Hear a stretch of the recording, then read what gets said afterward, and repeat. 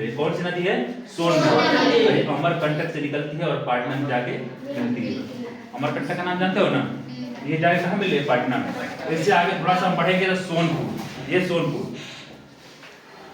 ठीक है, सोनपुर, ठीक है ना? ठीक है, अभी आ रहे हैं।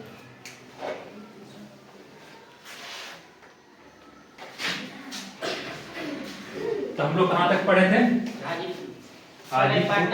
पाटना तक पढ़ चुके थे। पाटना में कौन सी नदी आके मिल रही है? सोन नदी, ठीक है ना? ये अमरकंटक से निकलती है और पाटना में जाके मिलती है।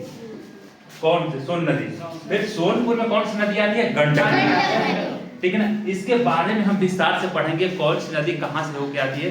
ये शॉर्ट एक ग्राफ है ताकि आप लोगों को आसानी से एग्जाम के पॉइंट्स हम पढ़ा रहे हैं कि कौन कौन नदियां हैं, कहाँ मिलती है, कौन सी जगह है और कौन सी जगह पे कौन नदी मिलती है। ये एग्जाम के पॉइंट है, विस्तार से इसके बारे में पढ़ेंगे और जब 12th वालों को पढ़ाएंगे तब आप लोग अच्छी तरह से पढ़ लीजिएगा, ठीक है ना? इसको हम स्मार्ट लिविंग में पढ़ाएंगे ताकि आपको आसानी से समझ में आ जाएगा, ठीक है ना? इसका एक एक ग्राफ बताएंगे। जैसे ये ग्राफ यहाँ से एंड हो रहा है ना, तो इस ग्राफ के बारे में बताएंगे, कैसे नदी आ रही है, कहाँ से आ रही है, इसका रीजन क्या है, आखिर में कैसे होके आ रही है, कौन से जगह से होके आ रही है, इसके सारे बारे में बताएंगे।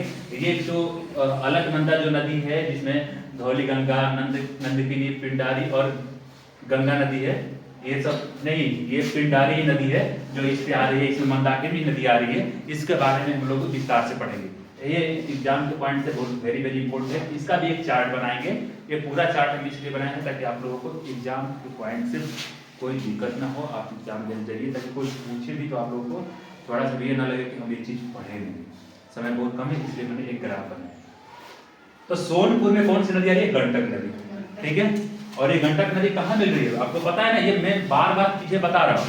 ये आप देख रहे हैं कि कौन मेन नदी कहाँ से आ रही है? ये भागीरथी है और अलकनंदा, लेकिन मेन पॉइंट क्या है? भागीरथी, ठीक है ना? इसके बारे में अभी हम चर्चा करेंगे, ठीक है? अब कुर्सिला में कौन सी नदी आ रही है? कोसी नदी। और कोसी नदी को आप जानते हो कि बिहार का शोक कहा गया। क्यों कहा गया है? क्योंकि जब कोसी नदी बहती है तो बहुत सारे घर उजाड़ के खत्म कर देती है। जो मैदानी क्षेत्र रहते हैं, जो फसलें लगी होती है, उसको भी नष्ट कर देती है। और वो जब नष्ट करती है तो उसी को शोक कहा जाता है। लोग क्या शोक मनाते हैं ना, कोई चीज़ मान लो कोई किसी का कुछ हो गया तो वो लोग नाराज हो जाते हैं, या ऐसे हो जाते हैं कि जो कुछ